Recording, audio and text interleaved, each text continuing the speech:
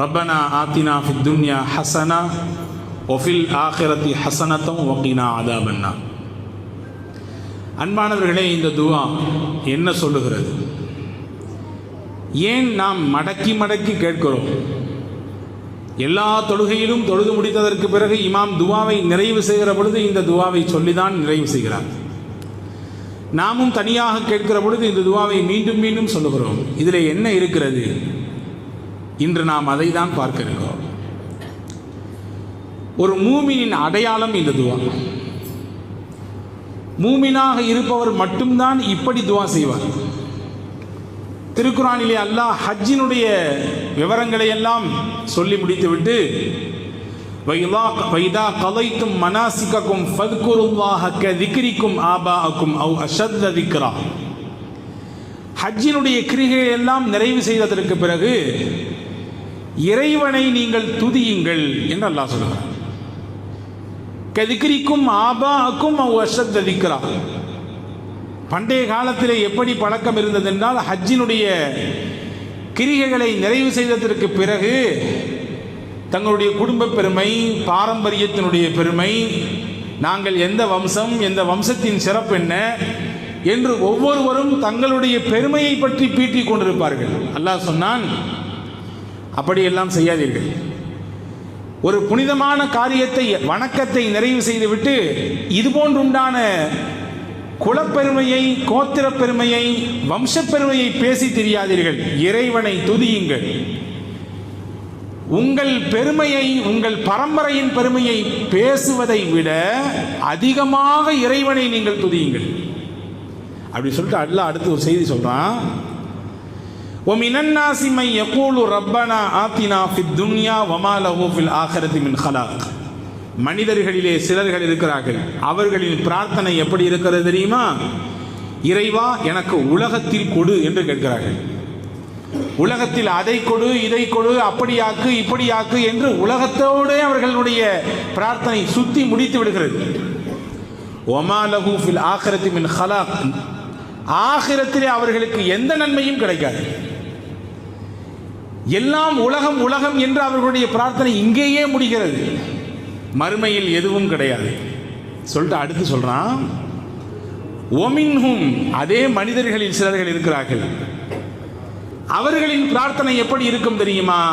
My யகூலு ரப்பனா ஆத்தினா ஃபித் துன்யா ஹஸனா வஃபில் ஆখিরাতি ஹஸனா வகினா அதாபன்னார். மூன்று விஷயத்தை மையப்படுத்தி அவர்களின் பிரார்த்தனை இருக்கும். எப்படி கேட்பார்கள்? இறைவா, எங்களுக்கு உலகத்தில் நன்மையை கொடு, மறுமையிலும் நன்மையை கொடு, நரக வேதனையை விட்டு எங்களை பாதுகாத்து விடு. இதான் அந்த மூணு. உலகத்திலும் எங்களுக்கு நன்மையை கொடு, நாளை மறுமையிலும் நல்லதை கொடு, கொடிய நரக வேதனை விட்டு எங்கள் எல்லோரையும் காப்பாற்றி விடு என்று கேட்பார்கள். இவர்கள்தான் உண்மை மூமின்கள் என்று அல்லாஹ் அடையாளப்படுத்துகிறான். எனவேதான் நான் சொன்னேன், இந்த துஆ என்பது மூமினின் அடையாளம். எனவேதான் நபிகள் நாயகம் ஸல்லல்லாஹு அலைஹி வஸல்லம் என்ன துஆ செய்தாலும் அதனுடைய இறுதியிலே ரப்பனா ஆத்தினா ஃபித் துன்யா, இந்த துஆவை ஓதாமல் அவர்கள் தங்களுடைய துஆவை முடிப்பதில்லை. எல்லோருக்கும் தெரிந்த துஆ இது. நாம் மக்காவிற்கு போகிறோம், புனித ஹஜ்ஜையோ உம்ராவையோ நிறைவு செய்கிறோம். ஹஜ்ஜி செய்தாலும் அதிலே தவாஃப் செய்ய வேண்டும், உம்ரா செய்தாலும் அதிலே தவாஃப் இருக்கிறது. தவாஃப் என்றால் இறை இல்லமாம் காபாவை வலம் வருவதற்கு பெயர் தவாஃப். 7 முறை சுற்றி வந்தால் அதற்கு பெயர் ஒரு தவாஃப் என்று அர்த்தம். இது தாண்டி சும்மா இருக்கிற நேரத்திலும் தவாஃப் செய்து கொண்டே இருக்கலாம். தொழுகைக்கு கூட ஒரு கட்டுப்பாடு இருக்கிறது. இந்த நேரத்தில் தொழ வேண்டும், இந்த நேரத்தில் தொழக்கூடாது. சூரியன் உதிக்கிற பொழுது தொழக்கூடாது, சூரியன் உச்சிக்கு வரும் பொழுது தொழக்கூடாது, சூரியன் மறைகிற பொழுது தொழக்கூடாது. நோன்புக்கு சில கட்டுப்பாடுகள் இருக்கிறது. வருடத்தில் 1 மாதம் ரமதான் முழுக்க நோன்பு வைக்க வேண்டும். மற்ற நாட்களில் 13, 14, 15 நோன்பு வைப்பது பிறை கணக்கில் வைப்பது சுன்னத். இதை தாண்டி நோன்பு வைக்கலாம். ஆனால் 5 நாட்கள், வருடத்திலே 5 நாட்கள் நோன்பு வைக்கக்கூடாது. 2 பெருநாளில் நோன்பு வைக்கக்கூடாது. ஹஜ்ஜி பெருநாளினுடைய அந்த பிறை 11, 12, 13 ஐயாமு தஷ்ரீக் என்று சொல்லக்கூடிய தக்பீர் சொல்லிக் கொண்டிருக்கக்கூடிய அந்த தினங்களிலே எந்த நோவும் யாரும் வைக்கக்கூடாது. அப்போ ஒரு கட்டுப்பாடு. ஆனால் வருடத்தில் 365 நாட்களும் ஒரு நாளைக்கு 24 மணி நேரமும் செய்து கொண்டே இருக்கலாம் என்று இருக்கக்கூடிய ஒரு அமல் இருக்குமே, ஆனால் தவாஃப் தான். எல்லா நேரத்திலையும் செய்யலாம், அதற்கு கட்டுப்பாடு கிடையாது. இந்த நேரத்தில் செய்யக்கூடாது என்ற தடை கிடையாது. கியாமத்து வரை அந்த தவாஃப் இருந்து கொண்டே இருக்கும். எனவேதான் பெருமானார் சொன்னார்கள், கியாமத்தின் அடையாளங்களில் முக்கியமானது இறையில்லமாம் காபாவின் தவாஃப் நிப்பாட்டப்பட்டுவிடும். தவாஃபே இருக்காது. அந்த இடத்தில், அந்த புனிதமான தவாஃபினுடைய இடத்திலே ஒவ்வொரு சுற்றுக்கும் ஒரு துவாவை பெருமானார் கற்றுத் தந்தார்கள். முதல் சுற்று இந்த துவாவை ஓதுங்கள், இரண்டாம் சுற்று இந்த துவாவை ஓதுங்கள் என்று 7 சுற்றுக்கும் 7 துவாக்களை பெருமானார் ஸல்லல்லாஹு அலைஹி வஸல்லம் கற்றுத் தந்தார்கள். ஆனால் அந்த தவாஃபிலே காபா என்பது சதுர வடிவத்தில் இருக்கக்கூடிய ஒரு ஆலயம். அதற்கு 4 பக்கங்கள் இருக்கிறது. ஹஜருல் அஸ்வத் என்ற ஒரு கல் இருக்கக்கூடிய அந்த பாகத்திலிருந்து தவாஃப் துவங்கும். அங்கிருந்து 3 பக்கங்களை, அதாவது காபாவினுடைய 3 பக்கங்களை, 3 கார்னர்களை கடந்து 4வது கார்னர், அதற்கு பெயர்தான் ருக்குனே யமானி.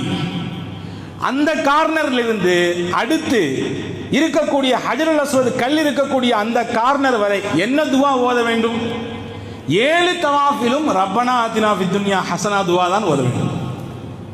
ஹஜ்ஜி உம்ரா போன எல்லா உம்மார்கள் ஹாஜிகளுக்கு எல்லாம் தெரியும். மற்ற காரணங்களை எல்லாம் தொடுகிற பொழுது ஒவ்வொரு சுற்றுக்கும்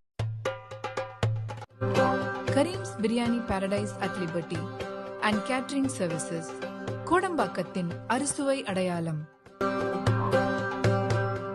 ஒரு துவா.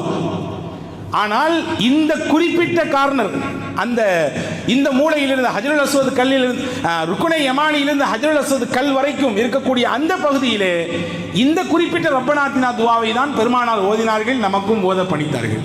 அவ்வளவு மகத்துவமான துவா. நபி தோழர்களில் ஒருவர் நபியை பார்க்க வந்தார். ஒரு நாள் இல்லை, நபிகள் அவரை பார்க்க போனார்கள், உடம்பு முடியவில்லை என்று பார்த்தா அவர் குருவி குஞ்சு மாதிரி இருக்கிறார். ரொம்ப உடம்பு அப்படி ஒடுங்கி போயிருக்கிறது. நல்லா இருந்தவருங்க திடீர்னு அப்படி குருவி குஞ்சா போயிட்டியப்பா நீன்னு கேட்குறாங்கல்ல, அந்த மாதிரி ஆகிப்போட்டார். என்ன செஞ்சிருங்க இவருக்கு? என்னமும் செய்யல, எதுவும் நோயெல்லாம் இல்லை, திடீர்னு இப்படி ஒடுங்கிட்டாரு. ஹஜ்ரத் ரசூலுல்லாஹ் அந்த சஹாபியிட்ட கேட்டாங்க, நீ ஏதாவது துவா செஞ்சியான்னு கேட்டாங்க. ஆமாம், அவர் சொன்னார் அந்த சஹாபி, ஆமாம், அல்லாஹும்ம மா குன்த முஆகிபி பிஹி ஃபில் ஆகிரத்தி ஃபஅஜ்ஜில்ஹு லீ ஃபித் துன்யா. இறைவா, நான் செய்த தவறுக்கெல்லாம் நாளை மறுமையிலே என்னை நீ தண்டிப்பதாக இருந்தால் அந்த தண்டனையெல்லாம் உலகத்திலே கொடுத்துரு. நான் செஞ்ச தப்பு தவறுக்கெல்லாம் எனக்கு தண்டனை நாளைக்கு மறுமையில் உண்டுன்னு இருந்துச்சுன்னா அந்த தண்டனையை ஃபுல்லாக சேர்த்து எனக்கு உலகத்திலே கொடுத்துரு.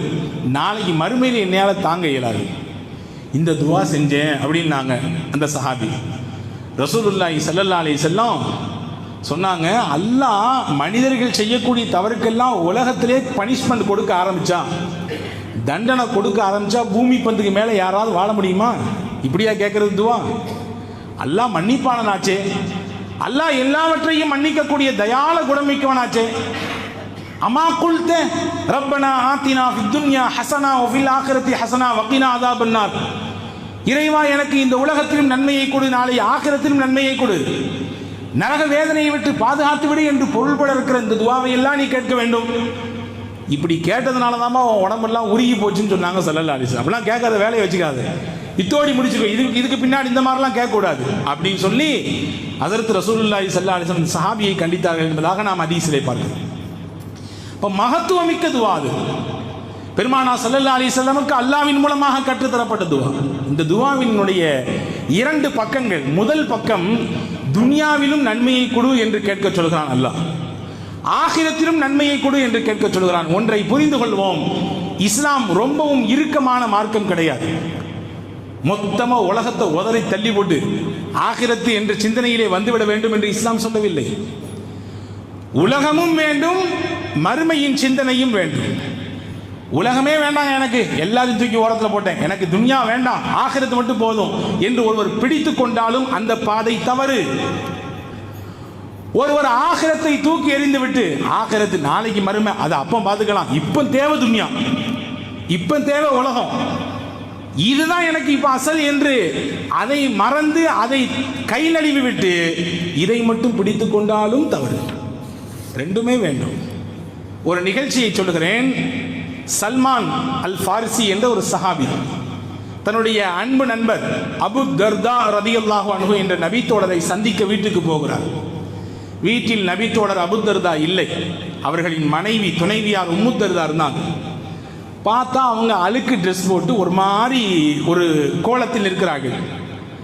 கணவன் ஊரில் இருக்கிற பொழுது மனைவி இப்படி இருக்கிறது சரியில்லையான்னு சொல்லி கேட்குறாங்க சல்மான் ரலியல்லாஹு அன்ஹு, என்ன இப்படி இருக்கிறீங்க, நல்ல ட்ரெஸ் இல்லையா, நல்லா உங்களை நீங்கள் அலங்கரித்துக் கொள்கிற அளவிற்கு உங்கள்ட்ட எதுவும் பண வசதி இல்லையான்னு கேட்டாங்க. அந்த அம்மா சொன்னாங்க, எல்லாம் இருக்குது, ஆனால் உங்கள் நண்பர் அபு தர்தாவுக்கு தான் எங்களின் மீதும் குடும்பத்தின் மீதும் மனைவி மக்களின் மீதும் எந்த ஒட்டு உறவும் இல்லாமல் இருக்கிறார். பள்ளிவாசலுக்கு போனார்னா கிடையா கிடக்கிறார், இரவெல்லாம் பள்ளி, வீட்டுக்கு வந்தால் திருக்குரான் திரும்ப திரும்ப ஓதிக்கொண்டே இருக்கிறார், எங்களின் பக்கம் திரும்பி கூட பார்ப்பதில்லை. அவர் திரும்பி பார்க்காத பொழுது நான் எதுக்கு என்னையை நான் தயார்படுத்திக்கணும்னு சொல்லி அந்த அம்மா சொல்றாங்க. வந்தாங்க அபூ தர்தா ரலியல்லாஹு அன்ஹு, சாப்பாடு தயார் செய்து வைக்கப்பட்டது. சல்மான் ரலியல்லாஹு நீங்க சாப்பிடுங்க, வீட்டுக்கு வந்திருக்கக்கூடிய விருந்தாளி என்று அபூ தர்தா சொல்கிறார். வீட்டுக்கு வந்திருக்கக்கூடிய விருந்தாளியை மட்டும் எப்படி கவனிப்பது, நன்றாக விழுந்து விழுந்து கவனிப்பதா? இல்லை, நாம் சேர்ந்து உட்கார்ந்து அவரோடு சாப்பிட்டு கவனிப்பது, இதான் கண்ணியம். சல்மான் கேட்டாங்க ரலியல்லாஹு அன்ஹு, நீங்களும் சேர்ந்து உட்காருங்கன்னாங்க. இல்லை இல்லை, நான் இன்னைக்கு நோன்பு வச்சிருக்கேன் சார், நீங்க சாப்பிடாட்டி நான் சாப்பிட்றதில்லை, நீங்க என் கூட சாப்பிட நானும் சாப்பிட மாட்டேன். என்ன பெரிய வம்பா போச்சு? ஆமா, நஃபிலான நோன்பு தானே, பரவாயில்ல, பின்ன கலா செஞ்சுக்கலாம், நோன்பு முடிங்க, என் கூட சாப்பிடுங்க. சாப்பிட்டாங்க. ராத்திரி இரவு தங்க வேண்டும். 2 பேரும் தங்குவதற்கு அறைக்கு சென்றார்கள்.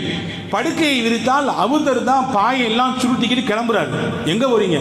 தொழுவ போறேன், பள்ளிவாசலுக்கு போறேன், பேசாம படுங்க கீழே. கொஞ்ச நேரம் ஆச்சு, மறுபடியும் எந்திரிக்கிறாங்க, படுங்க. மறுபடியும் எந்திரித்தார். இரவிலே 2-3 தடவைகள். இரவினுடைய பிற்பகுதி வந்தவுடன் ஹஜ்ரத் அபூ தர்தாவை ஹஜ்ரத் சல்மான் எழுப்பி விடுறாங்க. இப்போ எந்திரிச்சு தொழுவுங்க, இதுதான் தஹஜ்ஜுதினுடைய நேரம், தொழுவுங்க தொழுவுங்கன்னு சொல்லிட்டு சொன்னாங்க. இன்னலி ரப்பிக அலைக ஹக்கா, நீங்கள் உங்கள் இறைவனுக்கு ஆற்ற வேண்டிய கடமை என்று சிலது இருக்கிறது. ஓகே. வ இன்னலி நஃப்ஸிக அலைக ஹக்கா, உங்கள் உடலுக்கு நீங்கள் ஆற்ற வேண்டிய கடமை என்று சிலது இருக்கிறது, அதை செய்யணும் சரியா.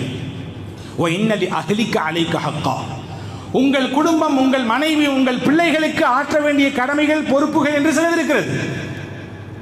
அவங்களுக்கு உங்க மூலமா சில விஷயங்கள்லாம் ஆக வேண்டும்.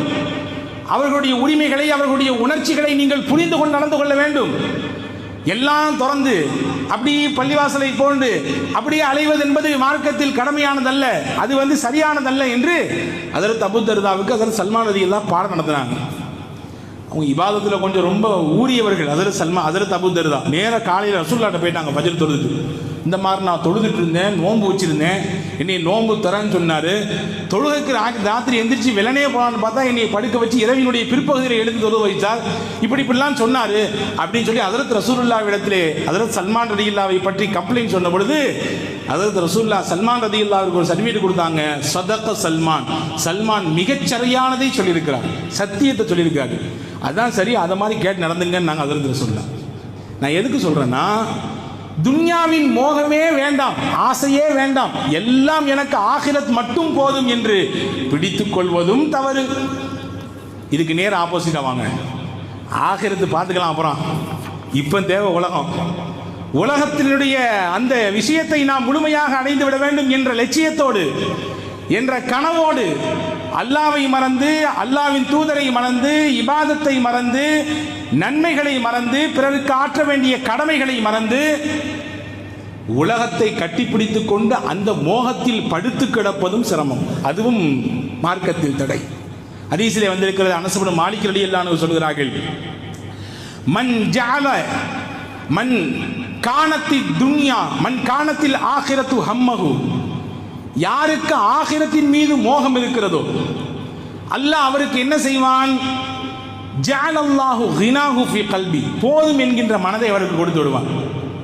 நல்லா விளங்கணும், துன்யாவின் மீது மோகம் தான் கூடாது, தேடல் கூடும். துன்யாவை தேடலாம், நம்ம தேவைக்கு தக்கவாறு தேடலாம். மோகம் கூடாது. அப்படியே அதிலே குப்புற கடந்து படுத்து கிடந்து அதையே காலை பிடித்து கொண்டிருப்பது கூடாது. பாருங்க, இந்த ஹதீஸை கவனிங்க. ரசூலுல்லாஹ் சொல்றாங்க பாருங்க, யாருக்கு ஆகிரத்தின் மீது மோகம் இருக்கிறதோ அல்லாஹ் அவருடைய உள்ளத்துல கினா என்ற தன்மையை கொடுத்து விடுவான். அதாவது போதும் என்கின்ற மனதை கொடுத்து விடுவான். போதும் என்ற மனமே பொன் செய்யும் மருந்து என்கிறான் தமிழில், இல்லையா? ரெண்டாவது பாருங்க, அவருக்கு துன்யால என்னென்ன காரியம் எல்லாம் ஆகணுமோ அதையெல்லாம் அவருக்கு சரி செஞ்சு கொடுப்பான். ஏன்னா இவருடைய மோகம் உள்ள ஆகிரத்தை நோக்கி இருக்குது. துன்யா வகிய ராகிபா, அவர் காலால உதறி விட்டாலும் அவருக்கு பின்னாடி துன்யா ஓடி ஓடி வரும். உலகத்தை அல்லாஹ் கால் வந்து கொடுப்பான். உன்னாச்சா? அடுத்து ஒமன் காணத்தி துன்யா ஹம்மஹு, யாருக்கு துன்யாவின் மீது மோகம் இருக்கிறதோ, ஃபர்ஸ்ட் ஆகிரத்தின் மீது மோகம், ரெண்டாவது துன்யாவின் மீது மோகம். யாருக்கு துன்யாவையே கட்டிப்பிடித்துக் கொண்டு முசாபஹா முஆனகா செய்து கொண்டே கிடக்கிறார்களோ, அல்லாஹ் சொல்றான், ஜஅலல்லாஹுல் ஃபக்ர பைன ஐனை, நிறைய இருக்கிற மாதிரி இருக்கும், ஆனா எப்போ பார்த்தாலும் பஞ்சப்பாட்டு பாடிட்டே இருப்பார். ஒரு விதமான, அவர் பொருளால் ஏழை கிடையாது, மனதால் ஏழை. அல்லாஹ் அப்படி ஆக்கிடுவான். அவர் மனதால் அவரை இல்லாதவராக ஆக்கி விடுவான். இரண்டாவது சொன்னாங்க, அவருக்கு வர வேண்டிய காரியத்தை ஃபுல்லா அல்லாஹ் பிரிச்சு பிரிச்சு போடுவான். கையில கொண்டு சேர்க்க மாட்டான், வராது. வலம் யாதிஹி மினத் துன்யா இல்லா மா குத்திர லஹு, அவர் முட்டி மோதி பார்க்கறாரு, ஓடி பார்க்கறாரு, ஆடி பார்க்கறாரு, கட்டி பிடிக்கிறாரு, ஆனா அவருக்கு தலையில என்ன எழுதிருக்கோ அதுதான் வந்து சேரும். அதான் ரசூலுல்லாஹ் சொல்றாங்க. இப்ப அன்பானவர்களே, ஆகிரத்து வேண்டாம் என்று துன்யாவோடு மோகத்தோடு இருப்பது கூடாது. அதே நேரத்திலே துன்யாவை தேடலாம், தேவைக்கு தக்கவாறு அதை நாம் பயன்படுத்திக் கொள்ளலாம். சொல்ல போனால் இந்த துஆவினுடைய முதல் பகுதியே, இறைவா துன்யாவின் நன்மையை எங்களுக்கு கொடு என்று கேட்க சொல்கிறான் அல்லாஹ். இந்த துன்யாவிலும் எங்களுக்கு நன்மையை கொடு என்று கேட்க சொல்கிறான். அன்பான சகோதரர்களே, மதீனாவுக்கு ரசூலுல்லாஹும் சஹாபாக்களும் போகிற பொழுது கடுமையான வறுமை, பஞ்சம் அங்கே சூழ்ந்திருந்தது. அந்த மதீனாவை பெருமானார் 10 ஆண்டில் எப்படி மாற்றினார்கள்? வரலாற்றை நீங்கள் திருப்பி பாருங்கள், தெரியும். மதீனாவின் ஆரம்ப கட்டத்திலே யாராவது மரணித்து விட்டால், அவர்கள் கடன் சுமையோடு இறந்து போனால், பெருமானார் கடனை நிறைவேற்றுவதற்கு ஆள் இருந்தால் தொலை வைப்பேன், இல்லை என்றால் சல்லு அலா சாஹிபிக்கும், நீங்களே உங்க ஆளுக்கு தொலை வச்சிங்கன்னு போயிடுவாங்க. அப்படி இருந்த மதீனா வெறும் 10 வருஷத்துல அந்த மக்களை எப்படி பொருளாதாரத்திலே மேம்படுத்தினார்கள் என்றால், அந்த அரசு எவ்வளவு முன்னேற்ற பாதையில் போனது என்றால், சொன்னாங்க ஸல்லல்லாஹு அலைஹி வஸல்லம், யாருக்காவது சொத்தை விட்டுட்டு போனீங்கன்னா சொத்து எங்களுக்கு வேண்டாம், அவங்களுடைய வாரிசு கொடுக்கட்டும். யாராவது கடன் விட்டு போனீர்கள் என்றால் அந்த கடனை அடைப்பதற்குரிய வாரிசார்கள் அந்த நபருக்கு இல்லை என்றால் அந்த கடனின் சுமையை அடைக்கக்கூடிய பொறுப்பை என் அரசாங்கம் ஏற்றெடுக்கும். நாங்கள் ஸல்லல்லாஹு பொருளாதாரத்தில் அவ்வளவு உயர்ந்த நிலைக்கு கொண்டு போய் நிப்பாட்டினாங்க நபிகள் நாயகம் ஸல்லல்லாஹு அலைஹி வஸல்லம். ஏன் அப்படி நிப்பாட்டினாங்க அப்படின்னா, துன்யா இல்லைன்னா, பொருளாதார வசதி இல்லைன்னா, ஒரு கட்டத்தில் என்னவாகும்? மனிதனின் மனம் திசை மாறி போய்விடும், தவறில் போய் விழுந்து விடுவான். ஏன்? ஆபத்து, ஆபத்து. அவனுடைய ஈமானே பறிபோகக்கூடிய சூழல் ஏற்பட்டு போய்விடலாம். காரணம், முஸ்லீம் ஆகிட்டோம், நாங்கள் யாருமே எங்களை கவனிக்கல, எந்த ஒரு அனுசரிப்பும் இல்லை, எந்த ஒரு கொடுக்கல் வாங்கலும் இல்லை, பின்ன என்னத்தை போட்டு இந்த மார்க்கத்தில் இருக்க என்று போகக்கூடிய சூழல் ஏற்பட்டு, காதல் ஃபக்ரு ஐய கூன குஃப்ரா. நாங்கள் ஸல்லல்லாஹு அலைஹி வஸல்லம், ஏழ்மை வறுமை இருக்கிறதே அது குஃப்ரின் பக்கம் போய் அவனை சேர்த்து விடும். நாங்கள் ஸல்லல்லாஹு அலைஹி வஸல்லம். எனவே உலகத்தின் விஷயத்திலே நன்மையை அடைவதற்கு காசு பணங்களை சேர்த்துக் கொள்வதற்கு முயற்சிக்கலாம், அது அளவோடு இருக்க வேண்டும். உலகத்தில் வாழ வேண்டும், உள்ளம் உலகத்தோடு இணையாமல் வாழ வேண்டும். அதான் வாழ்க்கை. ஆரிஃபீன்கள் நமக்கு சொல்லித்தரக்கூடிய விஷயம் அது. அபூ ஹனீஃபா ரஹ்மத்துல்லாஹ் மிகப்பெரிய செல்வந்தர்.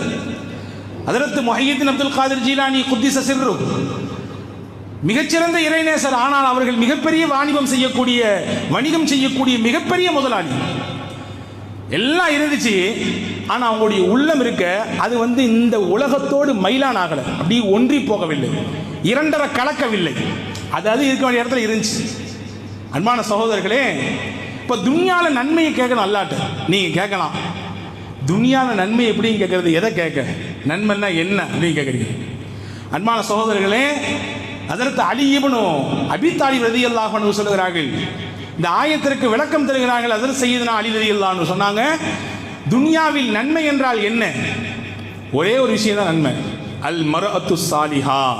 ஒரு மனிதனுக்கு நல்லொழுக்கமுள்ள மனைவி அமைய பெறுவது அவனுக்கு துன்யாவினுடைய பெரிய நன்மை. நாங்கள் சொன்னாங்க, மனைவி அமைவதெல்லாம் இறைவன் கொடுத்த வரம்ங்கிறான் தமிழ்ல, இல்லையா? அத்துன்யா குல்லுஹா மத்தா வ கைரு மத்தா இத்துன்யா அல் மரஅத்து சாலிஹா. அந்த உலகம் எல்லாமே மனிதனுக்கு சுகம் தரக்கூடியது, இன்பம் தரக்கூடியது. சுகம் தரக்கூடிய, இன்பம் தரக்கூடிய இந்த உலகத்திலேயே மனிதனுக்கு ஆகச்சிறந்த இன்பம் தரக்கூடிய, சுகத்தை தரக்கூடியது எது என்றால் ஒரு சாலிஹான நல்லொழுக்கமுள்ள பெண் என்றாங்க ஸல்லல்லாஹு அலைஹி வஸல்லம். ஒரு நல்ல சாலிஹான பெண் அமைய பெறுவது இந்த உலகத்தின் ஆகப்பெரிய நன்மையான காரியத்தை அவள் பெற்றதற்கு சமம் என்றார்கள் பெருமானார். ஒரு மனிதனுக்கு அல்லாஹ் இறையச்சத்தை அதிகரித்து கொடுத்தான். இறையச்சம் கிடைக்கப்பெறுவது பெரிய பாக்கியம். இறையச்சத்தோடு அவருடைய வாழ்க்கை கழிகிறது. அவருடைய பார்வை, அவரின் பேச்சு, அவருடைய நடவடிக்கை, அவருடைய நடை, உடை, பாவனை எல்லாம் அல்லாஹ்வின் அச்சத்துக்கு உட்பட்டு இருக்கிறது. இது பெரிய அருள், கிஃப்ட். இதுக்கு பின்னாடி அந்த அடியாருக்கு அல்லாஹ் எதை கிஃப்டா கொடுப்பானா? அதற்கு ரசூலுல்லாஹ் சொன்னாங்க, மஸ்தஃபாதல் அப்து பஅத தக்வல்லாஹி கைரம் மினல் மராத்தி சாலிஹா.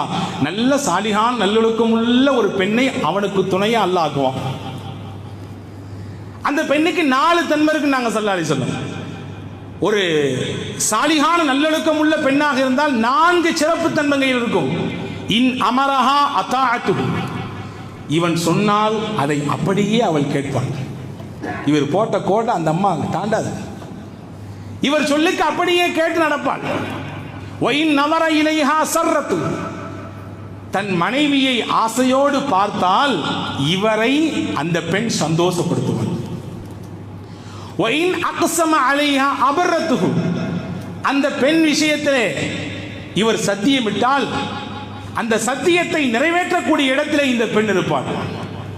ஒயின் காப அன்ஹா ஹஃபிதத்துஹு ஃபி நஃப்ஸிஹா வ மாலிஹி, தன்னை விட்டு அந்த கணவர் வெளியே போய்விட்டால், வியாபார விஷயமாக, தொழில் விஷயமாக, பயணத்தின் விஷயமாக வெளியேறிவிட்டால், இவர் மூலம் தனக்கு கிடைக்கப்பட்ட பொருளாதாரத்தையும் குழந்தைகளையும் தன்னுடைய அடையாளமாக இருக்கக்கூடிய கற்பையும் பேணி பாதுகாப்பாள். இந்த 4 தன்மை இருக்கக்கூடிய பெண்ணே சாலிஹான பெண் என்றார்கள் பெருமானார் ஸல்லல்லாஹு அலைஹி வஸல்லம். உயர்ந்த நல்லொழுக்கம் உள்ள பெண் இந்த 4 அடையாளம் உட்பட்டவர்கள். நீங்க யோசிச்சுங்க, இன்றைக்கு இருக்கக்கூடிய பெண்களுக்கு இந்த தன்மைகள் எல்லாம் இருக்கிறதா? அதற்கு ரசூலுல்லாஹி ஸல்லல்லாஹு அலைஹி வஸல்லம் சொன்னாங்க பாருங்க, ஒரு மனிதனுக்கு துன்யால அல்லாஹ் நல்லதை கொடுக்கணும் நான் என்ன கொடுப்பானா? 3 கொடுப்பானாமா. மின் சஆதத்தி இப்னி ஆதம், ஆதமுடைய மகனுக்கு அல்லாஹ் தருகிற நற்பெயர்கள் 3 முக்கியமானது. முதல் விஷயம், நல்ல சாலிஹான பிள்ளைய அவனுக்கு ஜோடியாக்குவான் 1. 2வது அல் மஸ்கனு சாலிஹ், நல்ல விசாலமான குடியிருக்கக்கூடிய வீட்டை தருவான். இந்த வீட்டுக்கு போனால் அவருக்கு சந்தோஷம் கிடைக்கும். 3வது சொன்னாங்க அல் மர்கபு சாலிஹ், தான் வைத்திருக்கக்கூடிய வாகனம் அவருக்கு ரொம்ப சப்போர்ட்டா இருக்கும். நல்ல வாகனத்தை அவருக்கு அல்லாஹ் தருவான். இந்த 3ம் அல்லாஹ் ஒரு மனிதனுக்கு இந்த உலகத்தில் நன்மையை நாடினால் தரக்கூடியது என்று ஹஜ்ரத் ரசூலுல்லாஹி ஸல்லல்லாஹு அலைஹி வஸல்லம் சொல்கிறார். ஹஜ்ரத் இப்னு கஸீர் ரஹ்மத்துல்லாஹ் தன்னுடைய தஃப்சீருடைய விரிவுரையிலே இதே வசனத்திற்கு விளக்கம் எழுதியிருக்கிறார்கள். ரப்பனா ஆத்தினா ஃபித் துன்யா ஹஸனா, இறைவா எங்களுக்கு இந்த உலகத்திலே நன்மையை கொடு என்றால் என்ன நன்மை? 7 விதமான நன்மைகள் இருக்கிறது உலகத்தில். 7 விதமான நன்மையைத்தான் அல்லாஹ் அந்த இடத்துல அடியார்களை கேட்க சொல்கிறான். அந்த 7 நன்மை என்ன? முதல் விஷயம் ஆரோக்கியம். ஆரோக்கியம் அதை விட பெரிய செல்வம் உலகத்தில் ஒன்றும் கிடையாது. அந்த ஆரோக்கியம் எவ்வளோ பெரிய செல்வம்ன்றது இந்த மாதிரியான காலகட்டத்தில் நம்மளால் புரிந்து கொள்ள முடிகிறது. அதுவும் இது போன்று உண்டான நோய்க்கு முகம் கொடுத்திருந்தால், அந்த வேதனையை சுவைத்திருந்தால் எவ்வளவு சிரமமான ஒரு சூழல் என்பதை உணர்ந்திருக்கிறோம். ஆரோக்கியம் பெரிய நன்மை. 2வது நல்ல சொந்தமான வீடு, விசாலமான வீடு, இதுவும் உலகத்தில் அல்லாஹ் தரக்கூடிய நன்மை தான். 3வது நல்லொழுக்கம் உள்ள பெண்மணி. இங்க நல்லா கவனிக்கணும், திரும்ப திரும்ப உலகத்தின் நன்மையை பற்றி பேசுகிற பொழுது எல்லா அறிஞர்களும் நபிகள் நாயகம் ஸல்லல்லாஹு அலைஹி வஸல்லமுடைய அறிவிப்புகளும் ஹதீஸினுடைய வார்த்தைகளும் அதற்கு விளக்கம் தருகிற பெருமக்களும் எல்லாம் சொல்லக்கூடியது நல்லொழுக்கம் உள்ள மனைவி, நல்லொழுக்கம் உள்ள மனைவி. 4வது இப்னு கஸீர் ரஹ்மத்துல்லாஹ் சொல்றாங்க, நன்மைகள் செய்யக்கூடிய பிள்ளைகள்.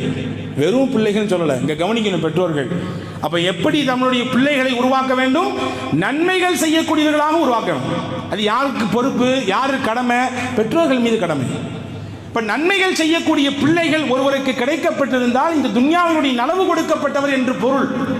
5வது சொன்னாங்க, ரிஸ்குன் வாசிஉன், விசாலமான ரிஸ்க் அல்லாஹ் தந்திருக்கிறான். நல்ல வாழ்வாதாரத்தில் அல்லாஹ் விசாலத்தை தந்திருக்கிறான். இதுவும் இந்த உலகத்தினுடைய நன்மைதான். ஆறாவது சொன்னாங்க இல்முன் நாஃபி, பயன் தரக்கூடிய கல்வி.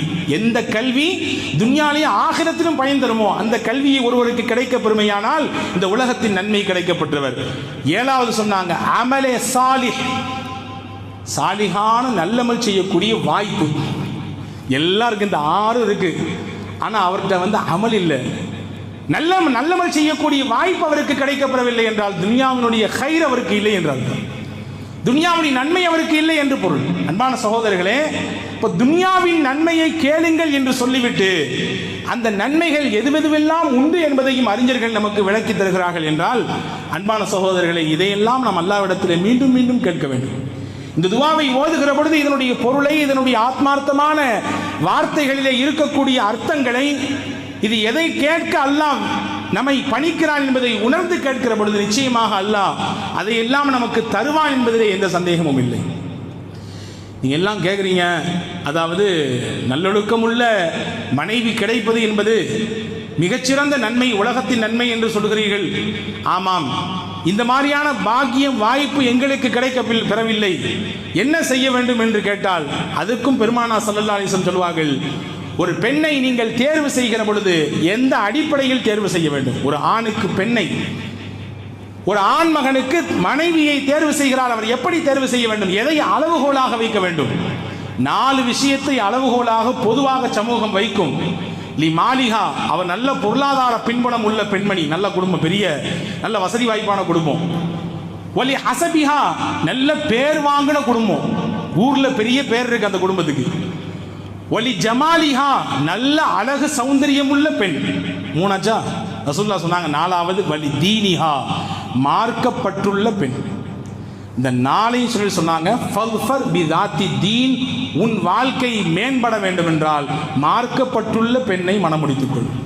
அப்படி மனம் முடிச்சிட்டனா உன்னுடைய வாழ்க்கையும் சிறப்பாகும். அதோடு மட்டுமல்ல, இந்த உலகத்தின் நன்மையை கிடைக்கப்பட்ட மனிதர்களில் பட்டியலில் நீரும் சேர்ந்து விடுவாய் என்று ஹஜ்ரத் ரசூலுல்லாஹி ஸல்லல்லாஹு அலைஹி வஸல்லம் சொல்றாங்க. மார்க்கப்பட்டுள்ள நிலையில் நமக்கு மனைவி அமைய பெறவில்லை என்றால் மார்க்கப்பட்டு மிக்கவர்களாக உருவாக்க வேண்டிய கடமை நமக்கு இருக்கிறது. நீங்க கேட்கலாம், நான் நிக்கா முடிக்கும் பொழுது என்னுடைய மனைவிக்கு மார்க்க ரீதியில் அந்த அளவுக்கு பெரிய நாலேஜ் இல்லை, பெருசா குர்ஆன் ஓத தெரியல, பெருசா மார்க்கத்தை பத்தி, அல்லாஹ்வை பத்தி, ரசூலை பத்தி தெரியல, பின்ன நான் என்ன செய்யறது? இப்பவும் ஒன்றும் குறைஞ்சு போகாது. அல்லாஹ்வை பற்றி, தூதரை பற்றி, மார்க்கத்தினுடைய சட்டதிட்டங்களை பற்றி சொல்லி சேர்க்க வேண்டிய பொறுப்பும் கடமையும் நமக்கு இருக்குது. உருவாக்கலாம் முடியும். நம் வீட்டில் இருக்கக்கூடிய பெண்களை மார்க்கப்பட்டு மிக்கவர்களாக உருவாக்கக்கூடிய தகுதி நமக்கு இருக்கிறது, நிச்சயம் உருவாக்க முடியும். எனவே அதற்குரிய உண்டான முயற்சிகளை, முன்னெடுப்புகளை செய்ய வேண்டும் என்பதையும் நாம் இங்கே தெரிவித்துக் கொள்கிறோம். வல்ல ரஹ்மான் கூற சொல்லுகிற இந்த துஆவின் முதல் பகுதியை தான் உங்களுக்கு நான் சொல்லியிருக்கிறேன். ரப்பனா ஆத்தினா ஃபித் துன்யா ஹஸனா, துன்யாவிலே நன்மையை கொடு. அந்த நன்மை என்னென்ன என்பதை எல்லாம் விரிவாக்கம் செய்திருக்கிறோம். இன்ஷா அல்லாஹ் ஆகிரத்தினுடைய நன்மைகள் என்னென்ன என்பதை குறித்து